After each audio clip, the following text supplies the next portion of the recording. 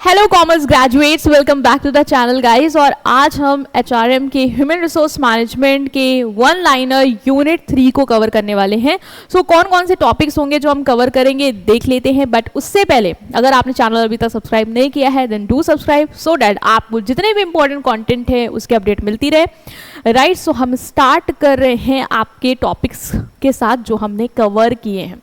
ठीक है, तो इसमें हमने ना ट्रेनिंग से रिलेटेड, ट्रेनिंग एंड डेवलपमेंट से रिलेटेड जितने भी इंपॉर्टेंट टॉपिक्स हैं जो आपकी यूनिट में बनते हैं, ट्रेनिंग की नीड, ट्रेनिंग प्रोग्राम कैसे बनता है, ठीक है, डेवलपमेंट मेथड क्या है, ट्रेनिंग इफेक्टिवनेस कैसे इवैल्यूएट करी जाएगी, ये सारे इंपॉर्टेंट टॉपिक कवर किए हैं। ठीक है, और इससे पहले हमने रिक्रूटमेंट, सिलेक्शन, बेसिक्स जो भी यूनिट थी वो सब कवर कर लिए हैं। तो नहीं देखिए तो चैनल की प्लेलिस्ट में जाके उसे ज़रूर चेक करना।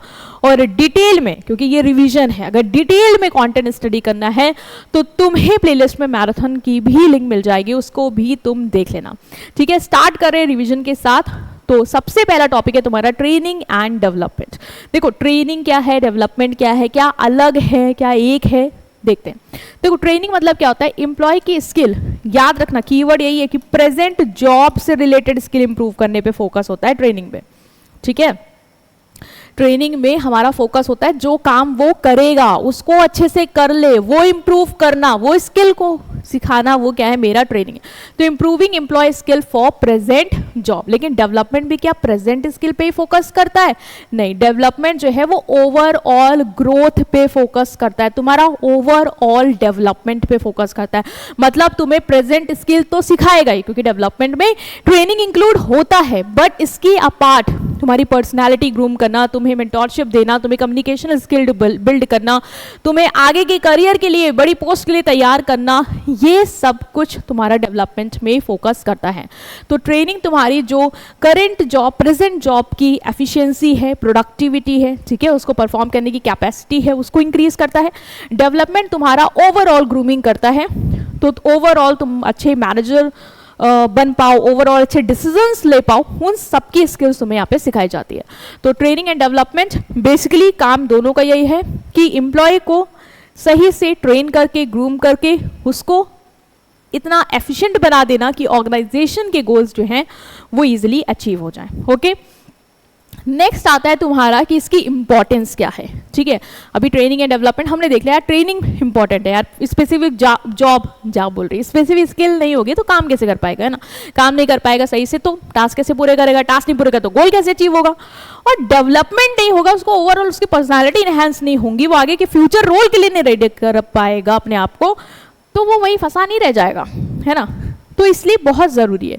इससे क्या होता है, एम्प्लॉय की परफॉर्मेंस और एफिशिएंसी इंप्रूव होती है, उसका कॉन्फिडेंस और मोटिवेशन इंक्रीज होता है। भाई जो अपने काम में माहिर होता है ना, उसका कॉन्फिडेंस अलग लेवल पे होता है, उसको पता है आई विल डू इट, है ना, मेरे को आता है, मैं कर लूंगा।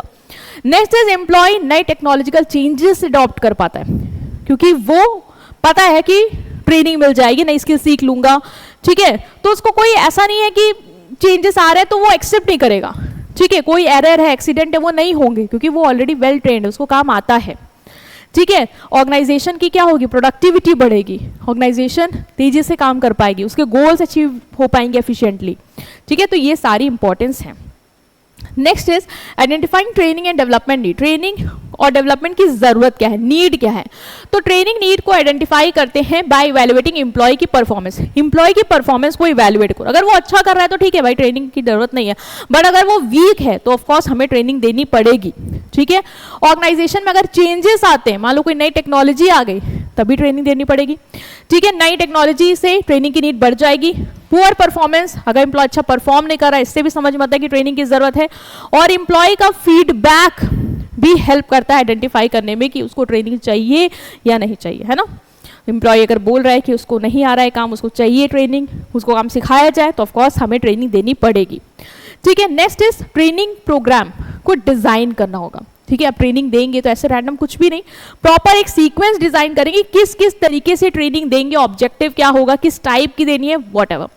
तो ट्रेनिंग प्रोग्राम को हमें ऑर्गेनाइजेशन की नीड के हिसाब से डिजाइन करना चाहिए, है ना। ऑर्गेनाइजेशन की जरूरत क्या है, क्या सामने वाले को आना चाहिए जिससे ऑर्गेनाइजेशन के गोल अचीव हो पाए, सबसे पहले वो आइडेंटिफाई करेंगे।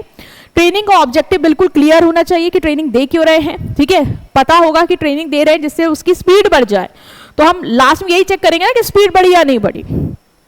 ठीक है। सुटेबल ट्रेनिंग मेथड लेंगे, मतलब जिस तरीके से ट्रेनिंग हमें लग रहा है कि बेस्ट ये मेथड है, अभी बहुत सारे मेथड देखोगे, तो जिस वे से तुम्हें लगता है काम बढ़िया सिखाया जा सकता है वो मेथड सेलेक्ट करेंगे। ट्रेनिंग प्रोग्राम प्रैक्टिकल सिंपल होने चाहिए, है ना, इतने कॉम्प्लेक्स मत बनाना कि सामने वाला ट्रेनिंग ले ही ना पाए। ठीक है। Proper evaluation should be done after training, ये बार ट्रेनिंग हो गई उसके बाद तुम प्रॉपरली इवैल्यूएट करोगे कि उसको काम कितना आया, वो परफॉर्म कैसा कर रहा है, ये सारी चीजें, अदरवाइज पता ही नहीं चलेगा कि ट्रेनिंग का बेनिफिट हुआ है या नहीं।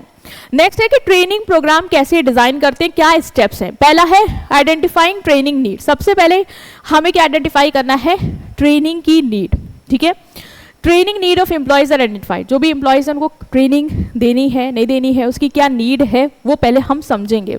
नेक्स्ट इज ट्रेनिंग किस ऑब्जेक्टिव से देनी है, फिर वो सेट कर लेंगे, मतलब गोल क्या होगा, ट्रेनिंग दे रहे हैं तो अल्टीमेटली हमें अचीव क्या कर रहे हैं उस ट्रेनिंग को देने के बाद। सेलेक्टिंग ट्रेनिंग, फिर किसको ट्रेनिंग देनी है उनको सेलेक्ट करेंगे।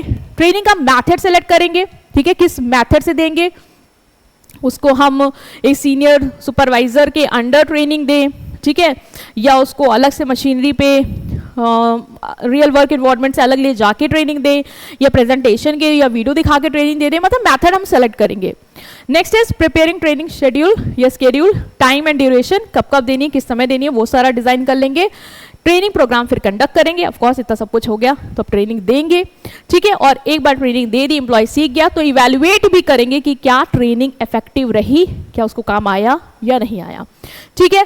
तो ट्रेनिंग नीड को समझना, ट्रेनिंग का ऑब्जेक्टिव सेट करना, किसको ट्रेनिंग देनी है वो सेलेक्ट करना, ठीक है, ट्रेनिंग किस तरीके से देनी है वो सेलेक्ट करना, ट्रेनिंग का पूरा शेड्यूल बनाना, ट्रेनिंग प्रोग्राम कंडक्ट करना है, एंड बाद में उसको इवैल्यूएट भी करना कि वो इफेक्टिव रहा या नहीं। नेक्स्ट इज तुम्हारा ट्रेनिंग एंड डेवलपमेंट मेथड, बहुत सारे तरीके हैं ट्रेनिंग देने के, ठीक है, वन बाय वन हम इसको देखते हैं। पहला है apprenticeship training. Apprenticeship training basically practical training देता है स्किल्ड वर्कर को, जैसे जो टेक्नीशियंस आते हैं तुम्हारे यहाँ, कोई आता होगा मैकेनिक, ये सब, इनको ना अप्रेंटिसशिप ट्रेनिंग दी जाती है, 2 से 3 साल की ट्रेनिंग होती है, जहाँ पे इनको जो मास्टर वर्कर है, जैसे जो मास्टर इलेक्ट्रीशियन है उसके अंडर ही जूनियर इलेक्ट्रीशियन को सिखाया जाता है काम, वो ले लेके जाता है, वो सीखता है, ठीक है, तो प्रैक्टिकल स्किल बेसिकली यहाँ पे सिखाई जाती है। Next is understudy. Understudy means learning by working under senior employee. तुमने देखा होगा बहुत सारे लोग क्या करते हैं, सीनियर एम्प्लॉयज के अंदर ही जो नया बंदा आता है उसको बैठा देते कि अब जो ये सीनियर है इनको सब कुछ आता है, आप इनके साथ काम करो और आप धीरे धीरे सीख जाओगे। ठीक है। जॉब रोटेशन, एक एम्प्लॉय को एक जॉब से दूसरी जॉब पे रोटेट करना, लाइक वो फाइनेंस का काम आता है उसको, हमने उसको मार्केटिंग वाले जॉब में डाल दिया, वो मार्केटिंग का भी काम सीखेगा, तो इससे भी ट्रेनिंग हो सकती है। वेस्टिब्यूल ट्रेनिंग क्या होता है, याद रखना, यहाँ पे ट्रेनिंग का सेपरेट इन्वायरमेंट क्रिएट किया जाता है। जैसे कि मान लो मेरी फैक्ट्री है, मशीन्स लगी हुई है, अगर मैंने किसी नौ सीखे बंदे को मशीन में ही बैठा दिया तो हो सकता है वो मशीन गलत चला के पूरा सेटअप मेरा रोक दे। तो हम क्या करेंगे, एक सिमिलर, ठीक है, रियल एनवायरनमेंट का बिल्कुल सिमिलर फेक एनवायरनमेंट का एक सेटअप बना लेंगे और वहाँ पे भी वैसी ही मशीन लगा देंगे कि वर्कर आए अपना उस मशीन में सीखे, मतलब रियल एनवायरनमेंट से दूर, ठीक है, जिससे क्या होगा, मशीन में कुछ गड़बड़ भी हो जाएगी तो मेरा एक्चुअल वर्क नहीं हैम्पर हो रहा है। ठीक है, तो सेपरेट ट्रेनिंग एरिया में ये ट्रेनिंग दी जाती है। नेक्स्ट है केस स्टडी। तुम्हें जैसे केस स्टडी क्वेश्चन सॉल्व करते हैं ना, वैसे ही जिसको ट्रेनिंग देते हैं उनके सामने केस स्टडी दे देते हैं। जैसे बिजनेस का कोई केस है, ठीक है, वो सामने रख दिया, बोला आप इसको स्टडी करिए, बताइए हमारे मैनेजर ने ये डिसीजन लिया था, आप क्या डिसीजन लेते हैं। ठीक है, तो रियल बिजनेस प्रॉब्लम को डिस्कस कराया जाता है, एम्प्लॉयज को कहा जाता है सिचुएशन को एनालाइज करो, बताओ तुम क्या डिसीजन लेते, क्या सोल्यूशन होता, तो ये होता है केस स्टडी। तो भाई वो धीरे धीरे जब डिसीजन लेगा तो वो सीखना भी शुरू कर देगा, ठीक है, उसका माइंडसेट ग्रो होगा। Next is role playing. Role playing मतलब एक्ट करना, जैसे मैं कस्टमर बन गई, कोई सेल्स एग्जीक्यूटिव बन गया और हम लोग को ट्रेनिंग दी जा रही है कि आप समझो आप कस्टमर हो और मान लो वो सेल्स एग्जीक्यूटिव है, तो कहा जा रहा है सेल्स एग्जीक्यूटिव देखो तुम कैसे बात करते हो कस्टमर से, ठीक है, जब कॉल आए तो आपको रीड करना है ना, ऐसे ऐसे करके, तो रोल प्ले होता है, इमेजिनरी वर्क सिचुएशन को एक्ट करना होता है, ठीक है, इससे एम्प्लॉय सीखता है। Next is sensitivity training, basically call centre में ज़्यादा होती है।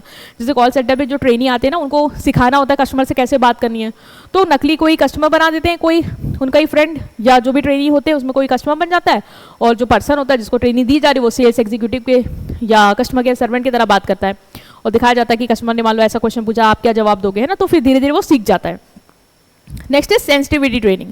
सेंसिटिविटी ट्रेनिंग बेसिकली एम्प्लॉय के बिहेवियर और रिलेशनशिप को इंप्रूव करने के लिए दिया जाता है। तुम तो देखते हो ना, बहुत सारे एम्प्लॉय दूसरे लड़ते हैं, उनको बैठाया जाता है, बोला जाता है कि आप लोग एक दूसरे के जो भी पॉइंट ऑफ व्यू है ओपनली रखिए एक दूसरे के सामने, एक दूसरे का बिहेवियर जो भी है बताइए कि आप ऐसा क्यों रिएक्ट करते हैं, आपको क्या फील होता है, ताकि वो दोनों लोग एक दूसरे को समझे, सुने और रिलेशनशिप जो है वो इंप्रूव हो पाए। ठीक है, next is in basket method. In basket method में क्या होता है, एम्प्लॉय की, मान लो बास्केट है, एम्प्लॉय की बास्केट में बहुत सारी फाइल्स, ठीक है, पेंडिंग मेल्स, ये सब डाल देते हैं और कहते हैं कि तुम अब डिसीजन मेकिंग करो। ठीक है, सिचुएशन को समझो, प्रॉब्लम को देखो और उसको सॉल्व करो। तो एम्प्लॉय यहाँ पे मैनेजर की तरह एक्ट करता है, प्रॉब्लम को सॉल्व करता है।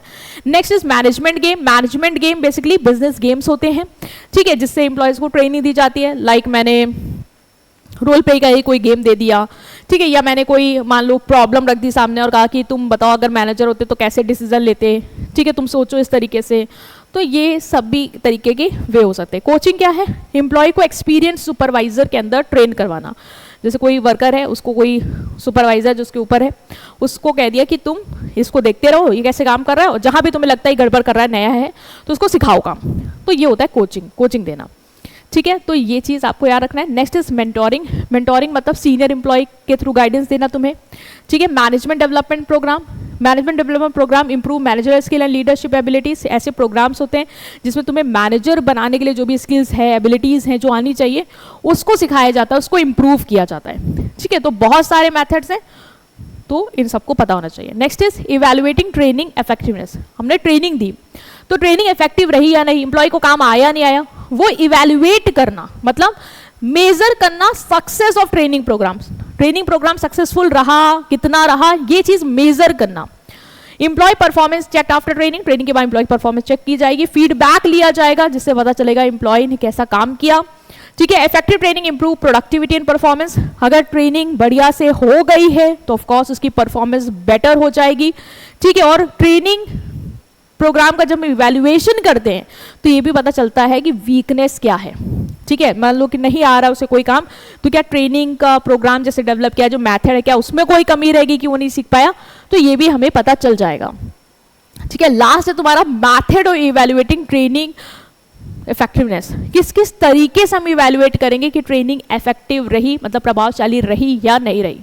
ठीक है, ऑब्जर्वेशन मेथड, भाई हम एम्प्लॉय की परफॉर्मेंस ऑब्जर्व कर लेंगे ट्रेनिंग के बाद, इससे पता चल जाएगा कि सीखा कि नहीं सीखा उसने। ठीक है, नेक्स्ट इज फीडबैक मेथड। जो एम्प्लॉयज हैं उनसे फीडबैक कलेक्ट कर लेंगे ट्रेनिंग प्रोग्राम के बारे में, कि आपको क्या लगा, ट्रेनिंग सिंपल थी, क्या कुछ ऐसा लगा कि नहीं ये मेथड से नहीं समझ पा रहे थे, मतलब जो भी है हमें पता चल जाएगा। परफॉर्मेंस अप्रेजल, एम्प्लॉय की परफॉर्मेंस को देखेंगे, पहले देखेंगे कैसे कर रहा था, बाद में देखेंगे, जिससे पता चल जाएगा ट्रेनिंग से इसको सीखा है या नहीं सीखा है। ठीक है, टेस्ट मेथड, रिटर्न और प्रैक्टिकल टेस्ट ले सकते हैं ट्रेनिंग के बाद, है ना, तो कुछ कह देंगे करके दिखाओ, मशीन चला के दिखाओ, पता चल जाएगा सीखा कि नहीं सीखा। प्रोडक्टिविटी मेजरमेंट, भाई अगर उसकी प्रोडक्टिविटी बढ़ गई होगी, पहले धीरे धीरे कर रहा था, बहुत तेजी से करने लग गया, काम समझ में आ रहा है, इसका मतलब ट्रेनिंग इफेक्टिव रही, उसको समझ में आ गया है काम। बिहेवियर चेंज मेथड, अगर एम्प्लॉय का बिहेवियर, एटीट्यूड चेंज हुआ, ठीक है, पहले वो अंडर कॉन्फिडेंस, वो बहुत ही कॉन्फिडेंस साउंड कर रहा है, समझ में आएगा ट्रेनिंग इफेक्टिव रही है। Cost benefit analysis, training cost is compare with benefit receive, भाई मेरा कितना खर्चा कर दिया ट्रेनिंग को कराने में और कितना बेनिफिट मिल गया मुझे। ठीक है, उसके कंपैरिजन करके भी पता चलेगा ट्रेनिंग इफेक्टिव रही या नहीं। मान लो मैंने 10,000 का खर्चा कर दिया उसको सिखाने में काम, और उसकी प्रोडक्टिविटी बढ़ गई, जिससे अब कंपनी को 1 लाख का प्रॉफिट से इंक्रीज हो गया, तो ऑफकोर्स मेरा कॉस्ट कम लगी और बेनिफिट मुझे ज़्यादा मिल गया, इसका मतलब ट्रेनिंग क्या रही, इफेक्टिव रही। ठीक है स्टूडेंट्स, तो ये थी तुम्हारा रैपिड रिवीजन जो हमने डिस्कस किया। आई होप तुम्हें समझ में आया होगा, और नेक्स्ट टॉपिक का रिवीजन हम नेक्स्ट वीडियो में करेंगे। ठीक है, नेक्स्ट यूनिट जरूर देखना, इससे पहले वाली यूनिट को स्किप मत करना, जरूर गो थ्रू कर लेना। ओके, सो इसका जो भी कंटेंट का लिंक है वो डिस्क्रिप्शन में है, वहाँ से तुम्हें टेलीग्राम चैनल में मिल जाएगा, तुम इसे डाउनलोड करके अपने एंड पे भी गो थ्रू कर सकते हो। Okay, so see you next video, till then take care, good bye.